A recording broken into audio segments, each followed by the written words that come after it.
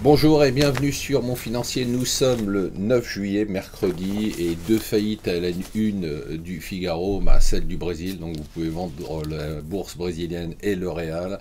L'humiliation donc par l'Allemagne, ce pays qui gagne tout dans tous les domaines, et la faillite de l'UMP. On a quand même la droite la plus bête du monde, celle qui veut prétendre à gouverner, à redresser les finances publiques, n'est même pas capable de gérer son propre parti. Pendant ce temps-là, Valls nous explique qu'il va continuer à jouer ses réformes contre les blocages, et on apprend des trucs absolument incroyables dans le Parisien. Il y a 600, tenez-vous bien, 600 commissions en France.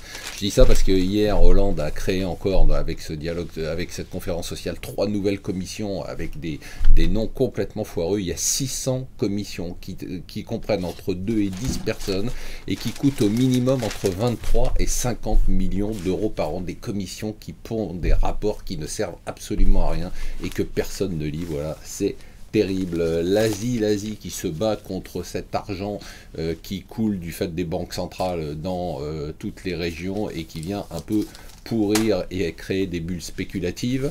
La phrase du jour, c'est Gérard Mestralet, le patron de Paris Europlace, c'est presque une blague. Il est essentiel que les états-majors des entreprises puissent rester en France, aucune chance qu'ils le fassent. Un indicateur très intéressant dans le Financial Times qui nous dit que les marchés sont bien évidemment, vous le savez, quasiment au plus haut, même si on a eu un coup de mou depuis quelques jours. Et pourtant, les bears, les derniers baissiers, ceux qui pensaient qu'il y avait une bulle spéculative, ont complètement jeté l'éponge. On le sait parce qu'il y a ce qu'on appelle les indications de vente à découvert.